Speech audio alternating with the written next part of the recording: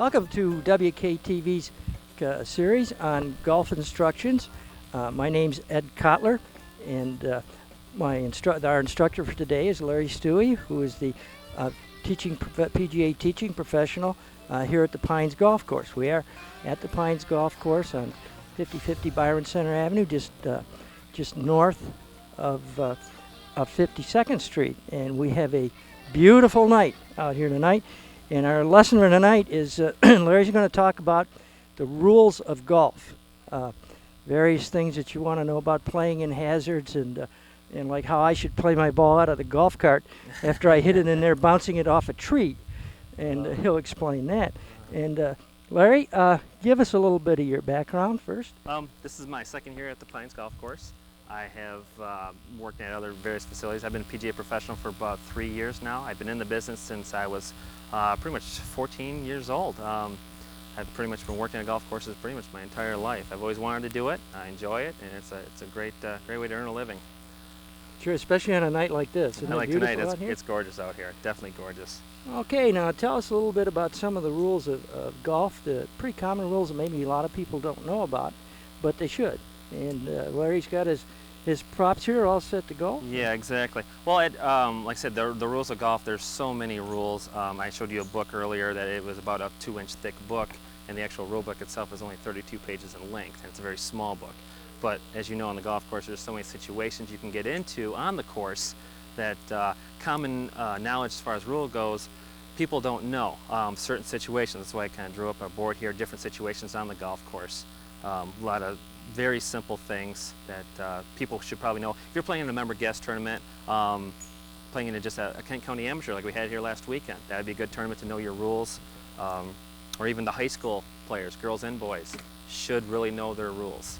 It may cost them strokes when it comes down to a golf tournament, or maybe just simple tryouts around for their team. So to start off here, let's just start with the teeing ground itself. In my picture here, like so, here's the tee, the fairway, and the green. The tee itself, how many people have ever teed up a golf ball, set their club behind the ball, and they knocked it off the tee? A lot of people have done that. Is that a stroke penalty? No, it's not. The rules of golf state that you must be in the act of swinging the club to actually strike the golf ball. What happens sometimes when we're even taking, on our tee shots, we're taking practice swings and we hit the ball, or even strike it in any way. If we're not in the act of actually hitting the ball, it is not a penalty, okay? But on the teeing area, it's special, because if you're on the teeing area and the ball does move off the tee, it's not a penalty. But say you just hit your tee shot, center of the fairway, you go to that ball right there, you take your practice swing and you actually strike the ball, that is a one-stroke penalty, and you must replace the ball. So that's one thing people don't, that's one of those little rules that people don't really are aware of when they swing the club and actually hit the ball. People think that when they take a practice swing and hit the ball, that they have hit the ball. Well, no, that's not true. They've moved the ball. That would be the similar as, say, if somebody were to kick the ball. If they were to kick their golf ball and by mistake, that would be a penalty. That would be a one-stroke penalty. So if you just accidentally hit the ball on your definite practice swing, no penalty, just put it back there and that's just fine. Put it back on the teeing area only. Oh, on the tee area. On tee only. If you were to hit your shot down the fairway and taking your practice swing and hit the ball, that is deemed to be moved the ball. So then you would have to play it as it lies. You'd have to bring it back. You'd have to bring it back to the original spot. You would bring it back? Yes, because you have not tried to you have not tried to hit the ball. Okay. You did not try to make a stroke at the golf ball. Second rule that a lot of people don't know, the tee blocks themselves. Various courses have different tee blocks, red, yellow, or white, or blue tees. Simple basic rule in the tee blocks is that you must tee off, if you make an imaginary line between this tee block and this tee block, you must tee off in that area or 2 club lengths back. Okay, you take 2 club lengths, being a driver, 9-iron, whatever club, obviously probably the driver to get you the most advantage if you needed it. That is the teeing box. So the teeing box you're looking for here, if we go 2 club lengths back, 2 club lengths back, draw an imaginary line, this would be your teeing area. Had you not teed out, if you teed your ball up out of that area, that is a 2-stroke penalty and you must re-tee it. That sounds kind of stupid in a way, thinking, well, how would I ever tee off from the teeing box? Well, I've heard of times where people are scheduled to play the white tees and they all of a sudden go to the blue tees, or they go to the red tees. That's playing from a different teeing ground. If you do not figure that out, by the time you get to the next tee, you are disqualified from the event. So that's something that's small, but still it's valuable to know. So we're all playing in the same teeing ground. Second thing I like to cover is something that people see on the golf course, not so much, hopefully not so much when they're playing, but when it happens, simply put, is there's 3 types of stakes you'll see on the golf course. You'll see a white stake, a yellow stake, and a red stake. White stake simply puts is that is the out of bounds. In my diagram here, out of bounds is indicated here on the right side of the golf hole. If your ball would be any side to the right of these markers, that would be out of bounds. Now those would be white stakes. That would be a white stake, yes. And your option on there is simply put is a stroke and distance penalty. For instance, I'm going to say if you hit your tee shot, let me take this out of the way here just for a second. You hit your tee shot and the ball should happen to go out of bounds, your only option is to go back to the tee and hit another shot with a 1-stroke penalty. That's your only option in that instance. Second group of stakes I'd like to talk about is a yellow stakes, otherwise known as water hazard stakes. Water hazard stakes will generally be put in an area that, say, it's in the course of play. You're hitting your tee shot here like so, your next shot would cross this water hazard. This would be deemed as a water hazard right here. Okay, deemed by a yellow stake. And your options there are simply put, you can play it as it lies. Say you're just on the edge of the water, you can play it. Second option would be to take that point which you entered the water, say if you entered right here, and you can go back as far as you would like, keeping that point in the golf hole in line. So you can go back as far as you want to help you out there. And then the third option is obviously to go back and re-hit your shot. Okay. Now, if you do take the ball and you do go back, you are penalized 1 stroke. It is a 1-stroke penalty, yep. Right. All these are pretty much 1-stroke penalty if you take one of the certain options. Obviously, hitting out of the hazard, that is an option. That's not a penalty, but it's kind of a risk-reward factor. How good is the lie? How bad is the lie? Would you be better off taking out of the water and going back, or would you be better off playing the ball? Generally, this is the water. You pretty much cannot hit the ball when it's underneath water. That's a pretty tough shot. But so this would be definitely one of your options. The last stake you probably see on the golf course is known as a lateral water hazard. That's defined by a red stake. What's nice about this is you have a lot more options. You have the same options you did in the water hazard, being that, I'll say you knocked it in the water at this point here. You can take the line back, keeping that point in the hole. That's one option. You can go 2 club lengths away from that point, no closer to the hole. You can re-hit your shot, or again, you can play it. Okay, those are your options. What's nice about lateral water hazard, you have the extra option of 2 club lengths also. That's kind of nice about that option there. So you knock it in the water there, those are your options. A lot of people do not know that. They don't know it for, again, the rules are there to kind of help you along as well as keep everything on the same playing level. I think one thing too, we should point out, Larry, if you do decide to go in the hazard inside the stakes, that are marking off the hazard. If you go in there, you can't ground your club. If you ground your club in a hazard, it's a 2-stroke penalty. Exactly. And a sand trap is also as part of a hazard.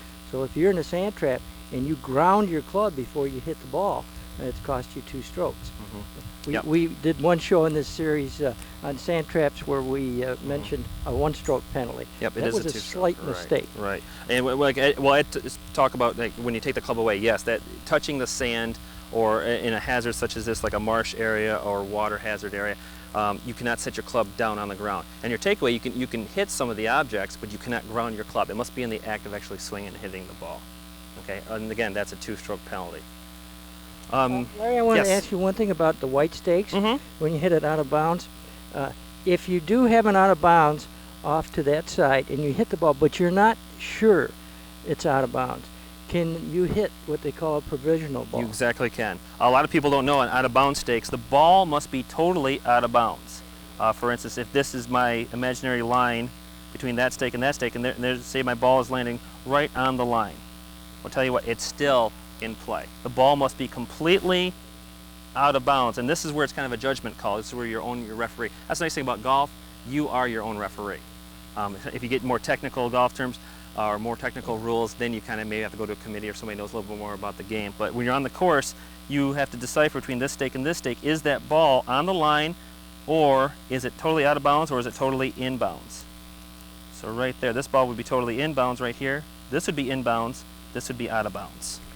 I would think to me, in the way in golf today on public courses or any golf course, if you have any doubt as to whether the ball is in or out of bounds, you probably should hit a provisional, because Always. rather than going out finding it's out of bounds and then having come all the way back to the tee where there's another group behind you getting ready to tee Yep, off, and that will slow up play. Exact, slowing up play. Also, when we host a PGA Junior qualifier here, and that's one of the last things I told the boys and girls before they teed off. If you ever have any questions as far as rules, always hit a second ball. Then you can never go wrong. That way, unless you're totally 100% sure of the rule, go ahead and do not hit a provisional. But if you're always unsure, always play a second one. It always covers you. That's a good thing about this game. You always have a chance to, say if you did something wrong, hit a provisional. You can always play 2 scores. Okay. Last thing here we're going to go over is ground under repair. This happens a lot of golf courses. Only when it's a tournament condition do they mark ground under repair. Ground under repair is just an area that's maybe just a little rough, has no grass. Something has happened there possibly. Maybe they are doing a little construction to it. When your ball is in that area, you get a free drop. And a free drop is simply put is you take the nearest point. Say if my ball is right in this vicinity here, this would be my nearest point, and I get 1 club length. Okay, 1 club length, and I can go ahead and hit the shot. So nearest point, 1 club length, drop it and play it. You do have the option though of playing it from that position. You do not have to take it out. You can play it in that position. But if you take relief, it has to be full relief. You have to take everything. Feet, stance, ball position, everything must be out of the ground under repair. Second thing, let's see, last thing here, movable obstructions. People see this on a golf course. It's called a satellite box. It's like an irrigation system, little green boxes you'll see occasionally on the golf course. That would be deemed as a immovable obstruction. A movable obstruction could be anything on the golf course, such as it could be a very heavy bench. It could be a bench made of, say it's very heavy that you cannot move. Say you have a bad back and you cannot move this bench. Well, that could be an immovable obstruction. When you have things like that, you actually, same thing as ground and repair, you get full relief from the stance and the swing of the golf club, not so much the ball flight. We discussed this earlier, Ed, with our certain situation here on our 17th hole. We have a pump house. And if your ball is up against that pump house, if you can take a stance and you can swing the golf club effectively, you do not get relief. But if it affects your stance or swing, you do get relief. And that's 2 club lengths? That would be actually you get full relief and then 1 club length. Okay. 1 club length. How about my situation? You're great, and we're going to get that here next here. If you want to hold that 1 second, we'll get to that next here. And Ed's going to tell a situation here real quick about his golf ball finding a particular spot. He hit a shot, I believe, ricocheted off a tree. Yes. And it actually landed in his golf cart, I believe, right in the basket. Yeah, that's the truth, folks. Yeah, exactly. Well, the funny thing is how the rules of golf state say this is Ed's golf club's right here, and if he's playing this hole, hits the tree, comes back and hits his cart, this is considered equipment. Whenever you hit your equipment, it's a 2-stroke penalty. Be it your cart, or say if his bag was laying on the ground, a towel for that matter, anything that's deemed equipment, and his ball would strike it, would be a 2-stroke penalty. Same thing goes with the flag stick also, the pin being in while you're putting. Not when you're chipping so much, but when you're putting, you hit the pin, that's also a 2-stroke penalty. And then would I just drop the ball next to the cart, or? What you do is you'd probably give a general vicinity here. Okay, say if it's in the basket, you would move the cart, mark that position, and then drop it. And drop the ball and play it from there. Or I could hit it out of the basket, right? Or you can try to hit out of the basket. I've seen balls been hitting trash cans before, and that's the same situation. You can't play it. It's kind of hard to do that. But, yep, that's a unique situation. But that's something I don't think you were aware of. No. This is deemed your equipment. A lot of people did not know that. No. So if you hit your shot and your ball ricochets a pull cart, power cart, even if you're sharing this with another person, it is deemed to be your equipment. So it would be a two-shot penalty had you hit the cart in the act of swinging. I didn't mean to interrupt you here, boss. No problem. We kind of talked about ball moved by a practice swing. I told Ed a couple years ago, a fellow named Davis Love, who was on the PGA Tour, cost him $100,000 because on the 71st hole of this tournament, the 17th hole at Sawgrass, he was taking a practice putt and he moved his golf ball. Well, like I just told you earlier, it's a 1-stroke penalty when you move your golf ball. So when you move your golf ball, you must place it back. What he did not do is place it back. He thought, just like how you thought, once you take a practice swing and the ball moved, well, that was a stroke. But he was not trying to hit the ball. So that cost him $100,000. In other words, he just played it from where he hit it, Yes. and Yep. and It should have been brought back. should have been brought yes, back to the yes, spot where it exactly. was, and then when if he brings it back, there's no penalty incurred. No, there's a one penalty because he moved the ball that was in play.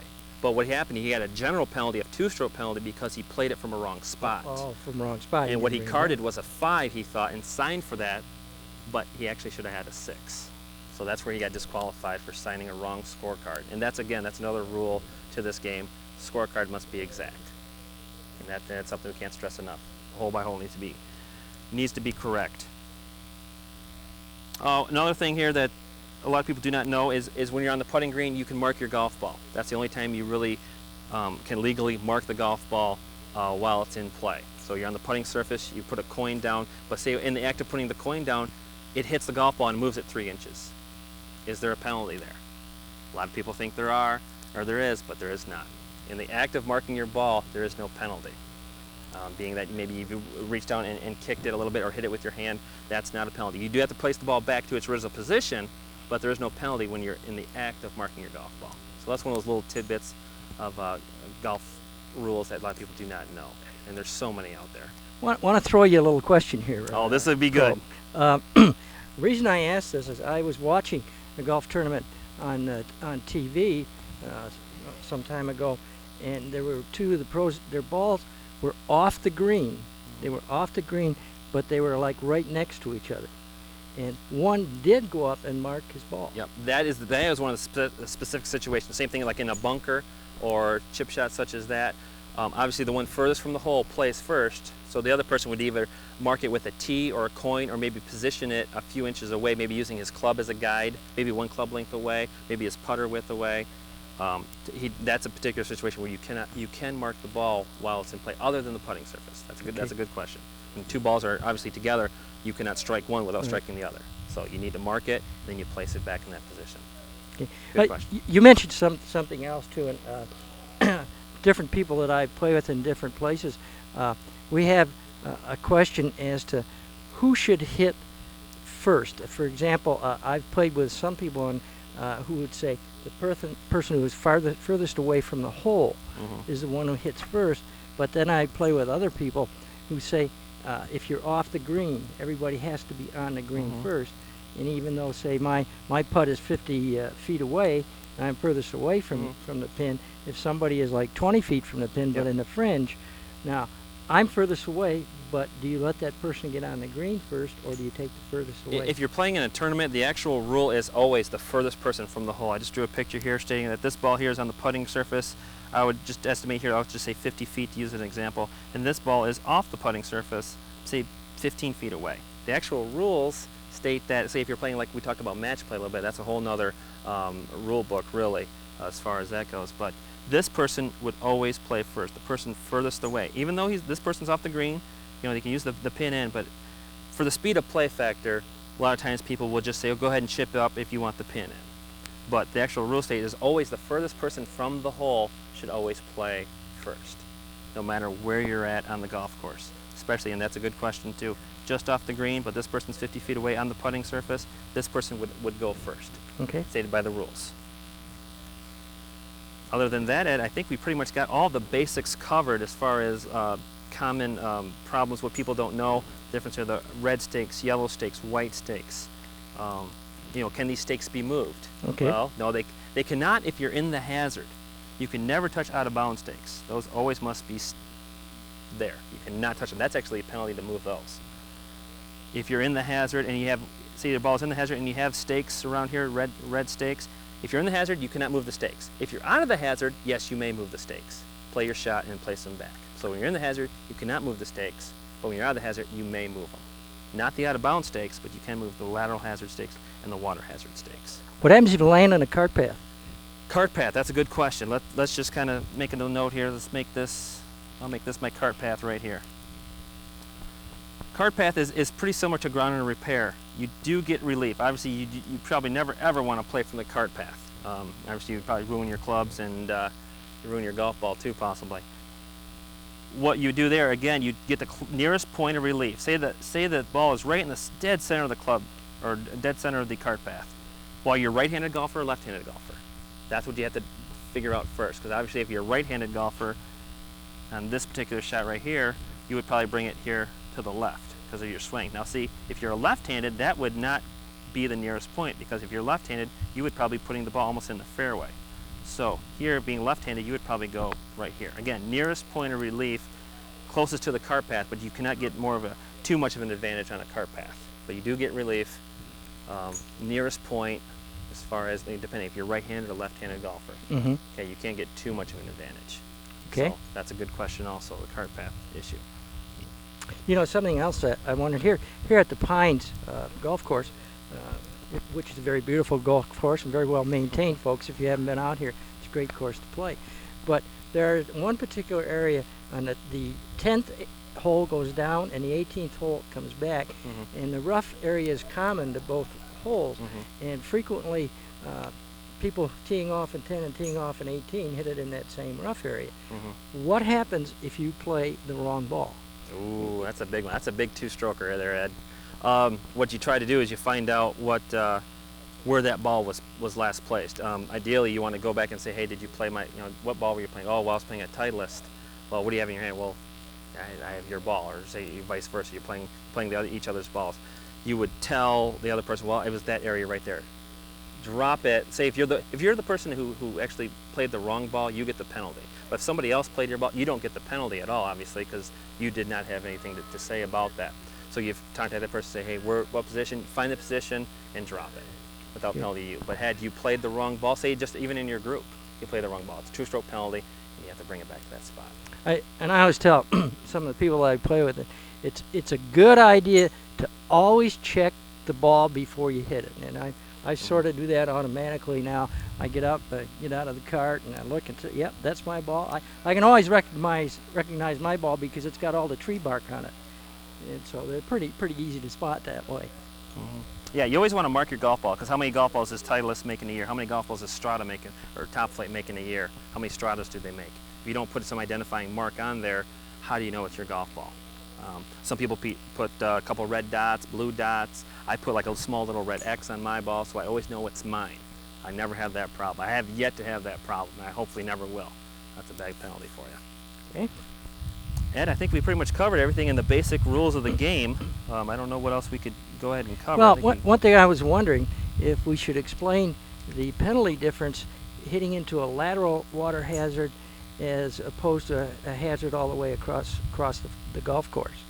Now, it's my understanding that there is some difference in the penalty in the way you play the ball from after you've hit, say, into that lateral water hazard, or if you hit into this one going straight across. As far as it's both like a one. If you take if you take one of these options. No, just hitting into it. Okay. Just supposing I hit my ball right in that head going for the green. Mm-hmm. Now I bring it back.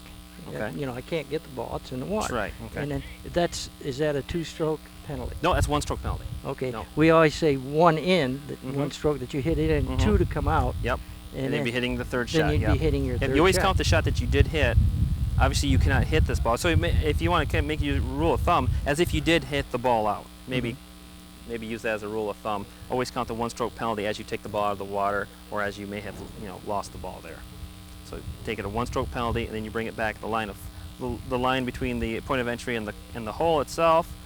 That's one of the options here in the lateral, water hazard. That's the option, pretty much the main one you would take versus hitting it from where you did previously, wherever that would be. Okay, and then on the lateral water hazard, when you hit in there, it's a little bit different. Yeah, where you play it helps you out a little bit more. You can get also 2 club lengths no closer to the hole, and I just kind of use this for example. I went 2 club lengths off, and if it brings you into the fairway, it brings you into the fairway. You can drop the ball right there, or use that same option here, imaginary line between that point that you entered and the hole itself, going back. That's always a good one. Or another option also is you can actually drop on the other side of the pond or the hazard itself, keeping that same distance also, kind of drawing again an imaginary line. But that option doesn't get used too much. It's generally 2 club lengths, line of flight, play it as it lies, or re-hit the shot. Okay, we've only got a couple minutes left. 2 quick questions if you can answer. I will try, Ed. Unplayable lie. Unplayable lie. And a lost ball. Okay, lost ball is similar to out of bounds. Lost ball, obviously, say you hit your shot. I'll just say here, you hit it off here in the rough somewhere. You know you hit it there. You're positive you hit it there, but you go to search and you can't find it. Can't find it, you get 5 minutes. 5 minutes to search for your ball. After 5 minutes, it is deemed lost. So then you go back to where you last hit your shot. Let's just say here you hit it from your teeing area. Now you're hitting your third shot. So you've hit your one shot, you got your one stroke penalty, which makes 2, and now you're hitting your third shot from the tee. Okay. So that's pretty much it in lost ball. I guess, and that's the rule, and that's the way you have to play it. But if you're, so many times you don't realize that the ball is going to be lost. But then it kind of slows play up, coming all the way back to the That's tee. would be a good point of hitting a provisional with out of bounds here. Or say if this is a blind shot. Or you even think it might have gone into the woods. Yeah, exactly. And hit a if you even provisional think, ball. go ahead and hit a provisional. And then you mentioned unplayable lie. Unplayable lie is simply put, if it's in an area, say you're in a bush, in a tree, you identify it, and then you can take 2 options there. The 2 club links with a 1-stroke penalty. That's always kind of a rule of thumb too. If it's 2-stroke penalty, or I'm sorry, if you get 2 club links, you get one club length. If it's, I'm sorry, I think I'm getting one. Yeah. Start that one again. Start that one over there. If it's a 1-stroke penalty, you get 2 club links. If it's a free drop, say a movable obstruction, you get 1 club length. Okay. So that's kind of the rule of thumb, 2 for 1 sale almost, is what you want to think about. But if you do hit it like I frequently do right up against the tree, and you can't get a swing at it, I can move it 2 club lengths, 2 club lengths, wherever you'd like, no closer to the hole. Right, and count 1-stroke Count 1-stroke penalty. Or you can take that point, say, just like how we did it right here, that point, say, next to the tree, you can go back as far as you'd like also. Okay. And also go back and re-hit your shot. Okay. That's another option. Okay, any other, you got any other weird rules that can come Ed, up? there are so many out there. We talked about down south. Luckily, we don't have alligators here or fire ants. Those are, if you're if ball's next to an alligator or a fire ant hill, you get relief from that. And that's, certain situations for certain courses. All depends on where you're playing. Every course has something unique about it for rules. Okay. So watch out for those alligators when you go down in Florida, Ed. Okay, I remember one story. I think I told Larry this, but Mike Knuble, I was assistant hockey coach at East Kentwood. Mike played there, and he plays professional hockey. He went to the University of Michigan, plays for the Boston Bruins in the NHL. And a couple of weeks ago, Mike went to Vancouver for the NHL Players Association meeting, and obviously all those hockey players are going to play some golf. So they were out playing golf on a course in Vancouver, parked their carts next to the green, went out and looked back, and there was a bear eating their lunches in the cart. We don't have that problem here, Yeah. I hope. So somebody said, why don't you get the camera? And the other guy said, it's in the cart, and nobody was going to go get it. Well, that's about it for our time. Larry, again, this is Larry Stewie, who's PGA professional here at the Pines Golf Course, and he's taken part in our WKTV Golf Instructional Series.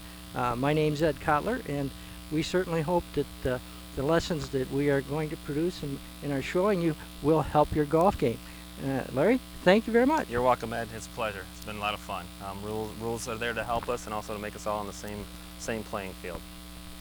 Thank you for watching.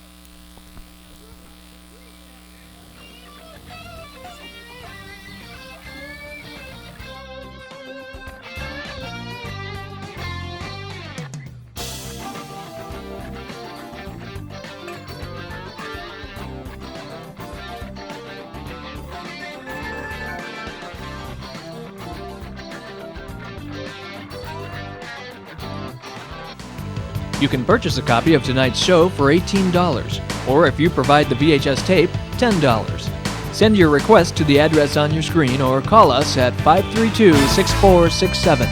That's 532-6467.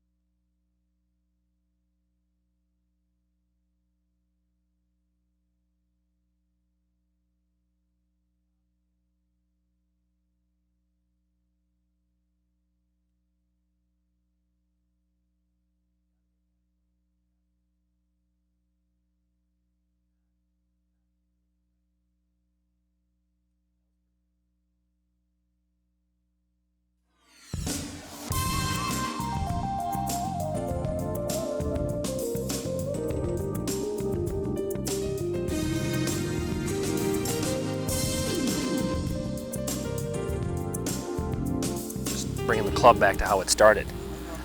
Drive the hands at the ball. Well, welcome to the Pines Golf Course. My name's Ed Kotlar, and this is part of WKTV's series, Golf Instructional Series. We are offering you a series of shows, hopefully, to improve your golf game.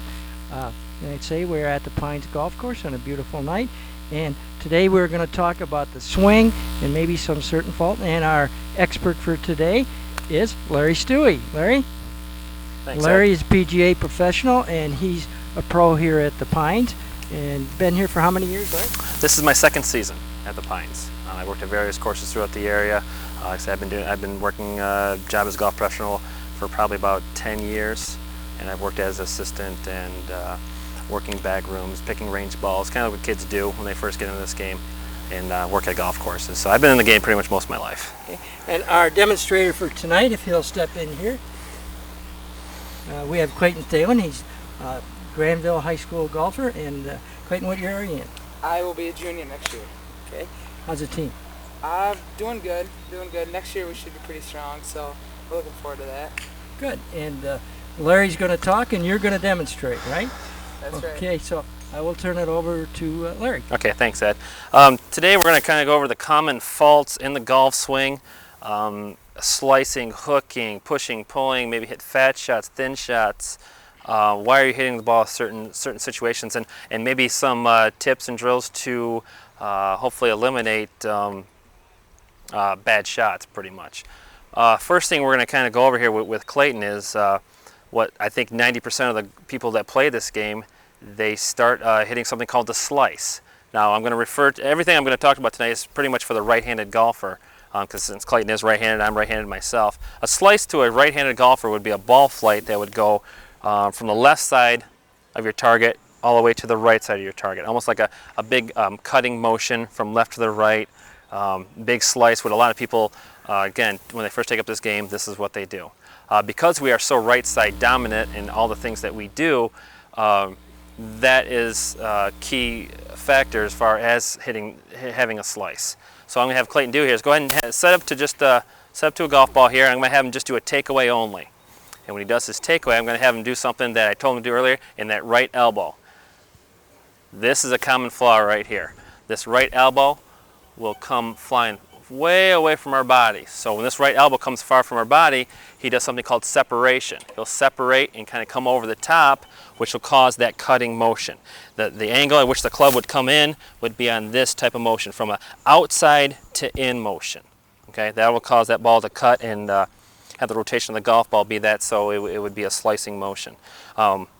Easy cure for this, have Clayton just take the club back one more time, show him with the flying right elbow.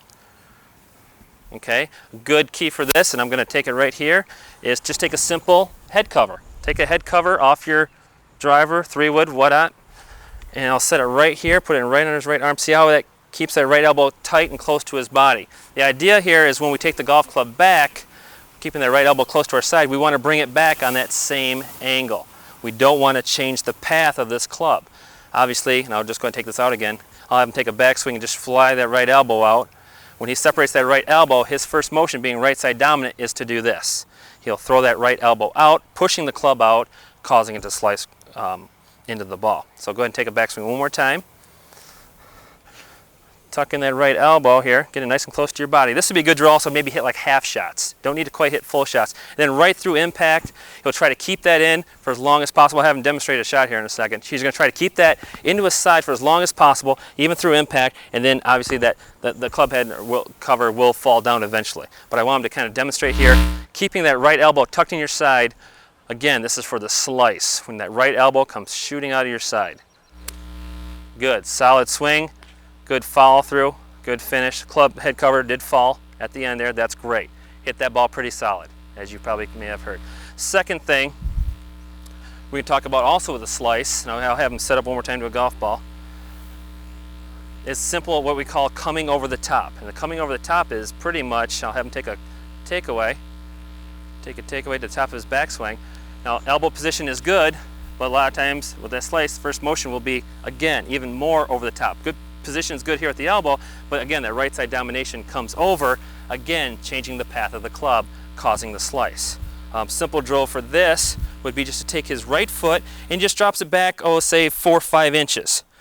Okay, depending how severe he is coming over the top, depending on that swing plane and the angle at which the club is coming through. He'll drop that right foot back a little bit to try to alter it so he comes more from the inside. I'll have him demonstrate one shot here. Clayton, about a good 6-8 inches back, take just a normal swing.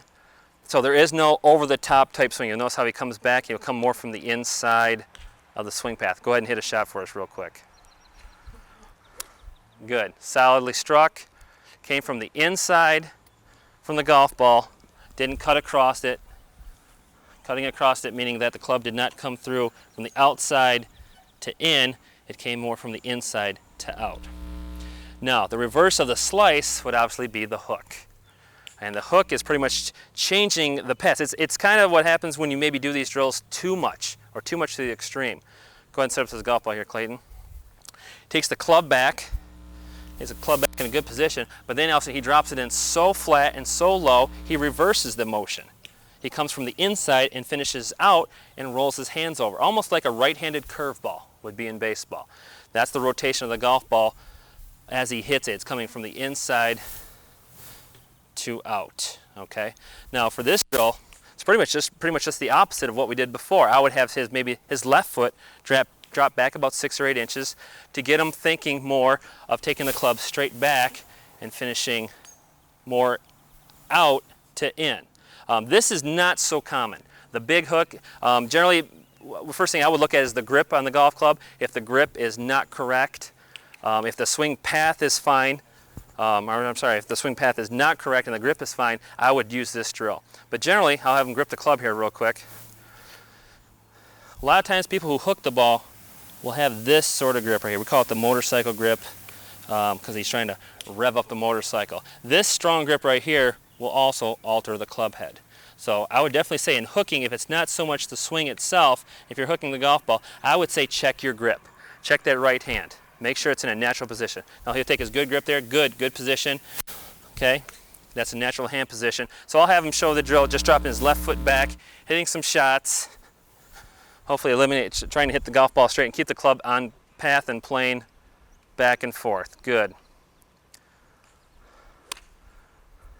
Oh, caught that one a little skinny. She's changing his swing path a little bit. Okay, we'll hit one more. Just dropping the left foot back a little bit.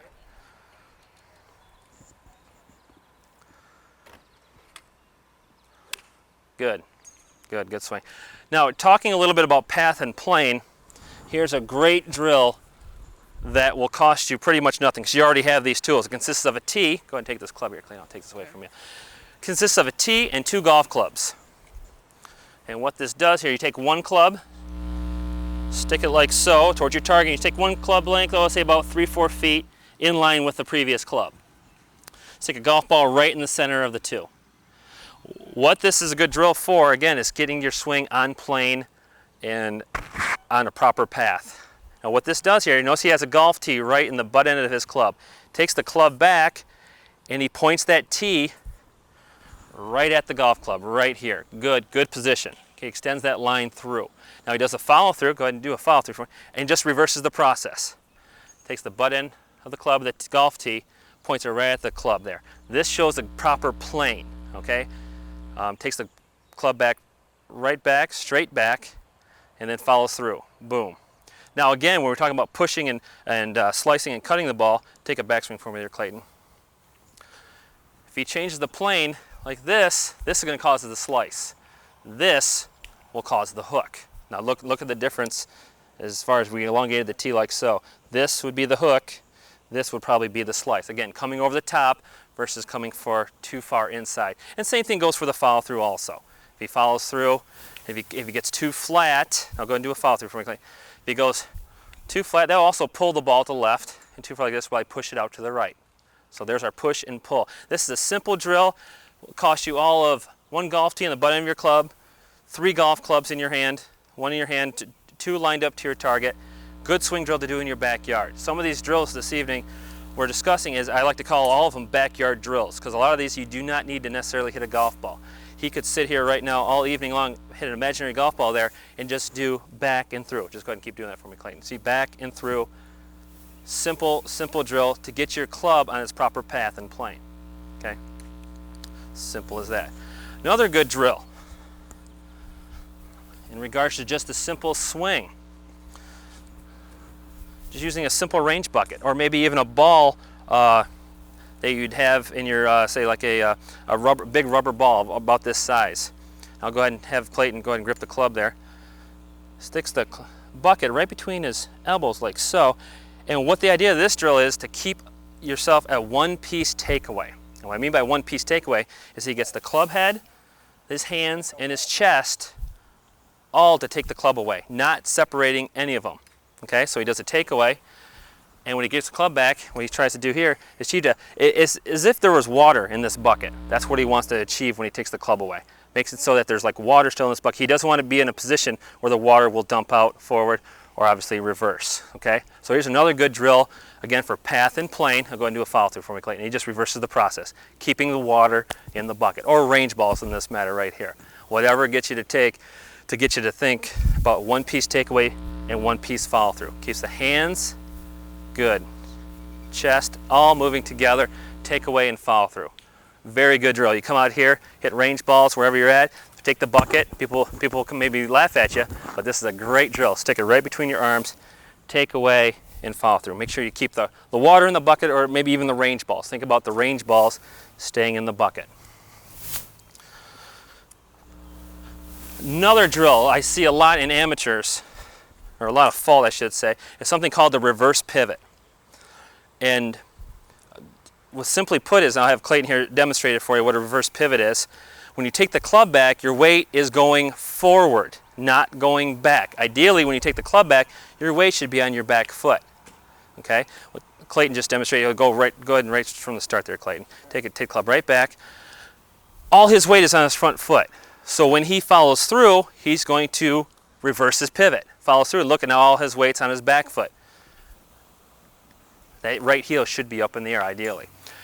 Drills to fix this, and I've been working on this with Clayton. Go ahead and show him the 1 foot up here drill. Good drill for the reverse pivot is you lift up your left foot and then do a follow through. Obviously with the left foot up in the air, you must get your weight to your right foot. It has to get back, must get back. And notice how he follows through properly.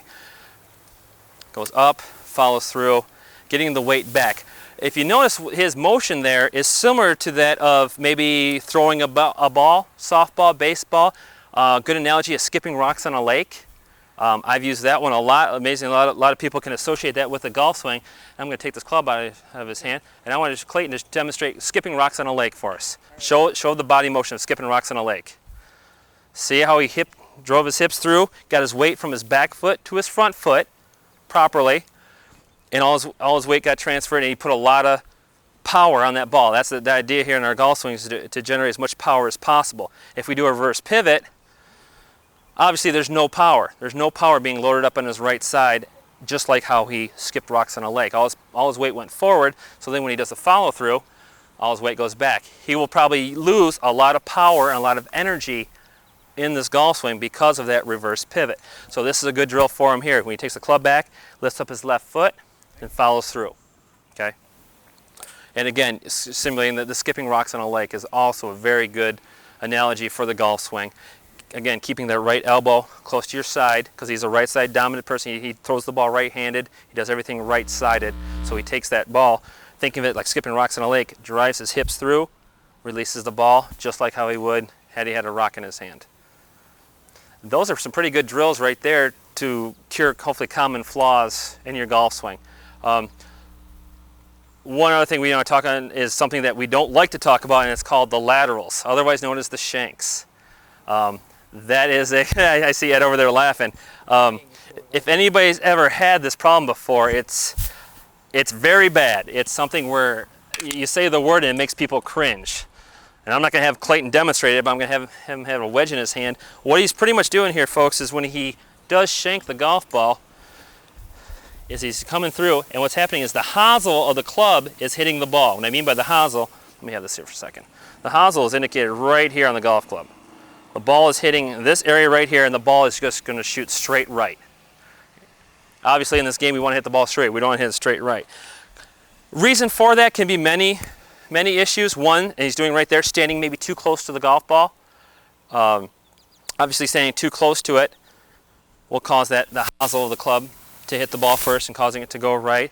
The swing path itself could be coming too far from the outside, getting that hosel to come through again, and we'll review again about coming from over the top, separating the right elbow too much, or just swinging too much from the top, getting the hosel of the club to hit the ball first. Another cause of the shanks possibly would just be something called the sway. So he takes the club back, in his first motion, instead of pivoting, he sways his body. And when he sways, that again gets that hosel right there to the club. Cures to fix it.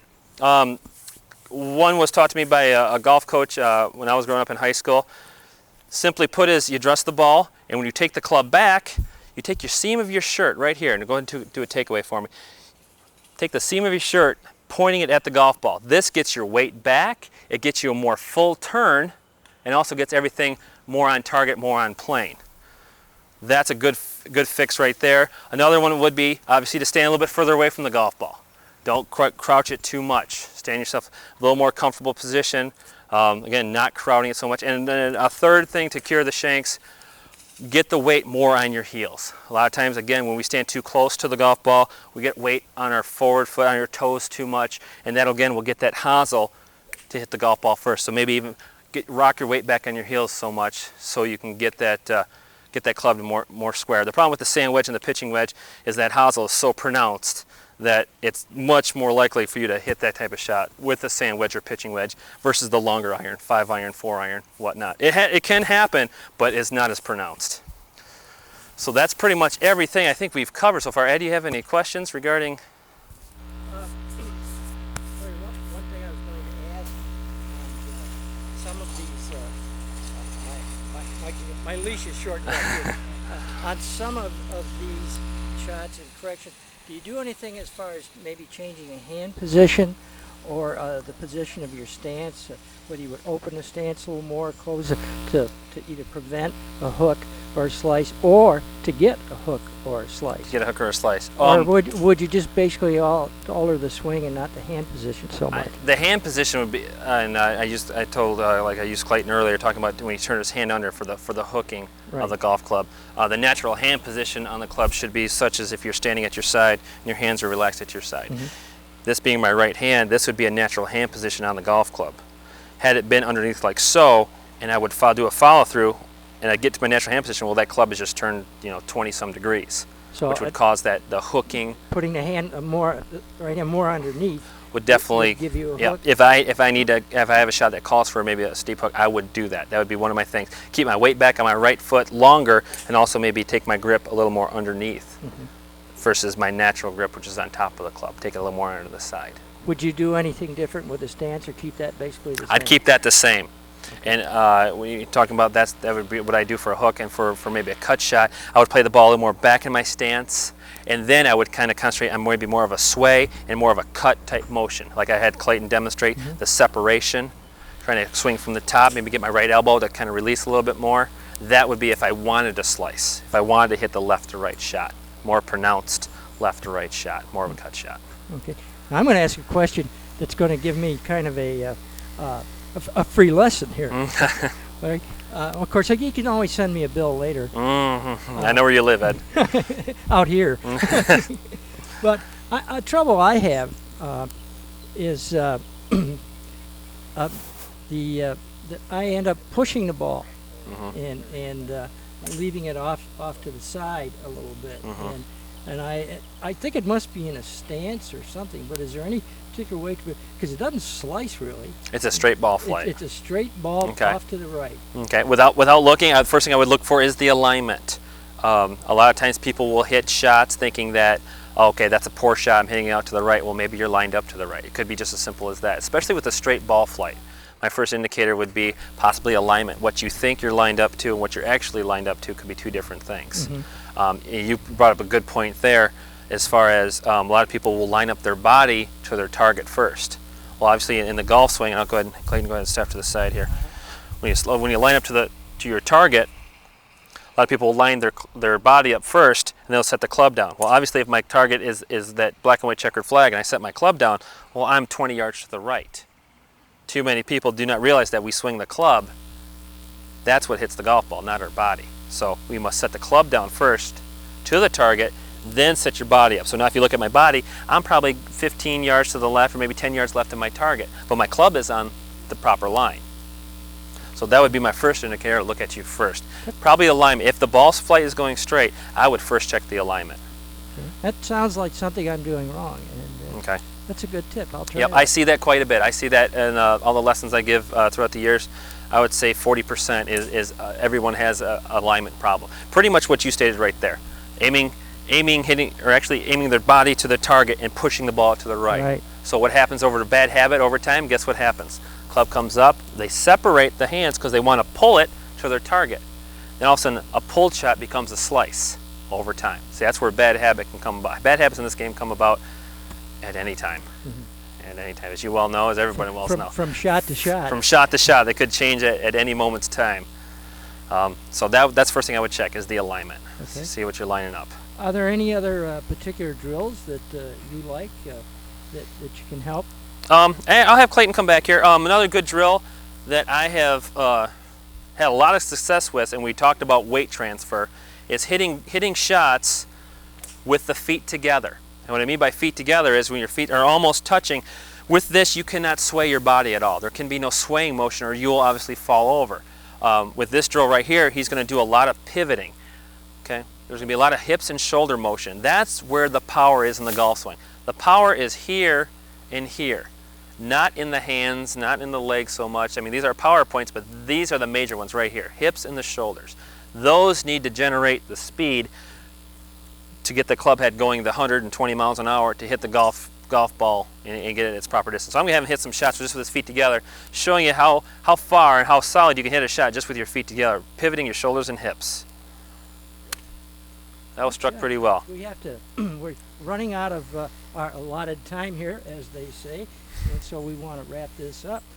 Again, this is WKTV's Golf Instructional Series, WKTV's public television station, serving Wyoming, Kentwood, Gaines Township. We're at the Pines Golf Course, where Pines PGA professional Larry Stewie has been demonstrating various swings, corrections, and some drills.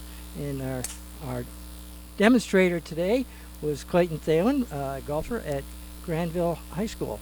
And we hope that some of the things we are doing in this instructional series and here tonight will help you improve your golf game. Larry, thank you. You're welcome, Ed. It was fun. My pleasure.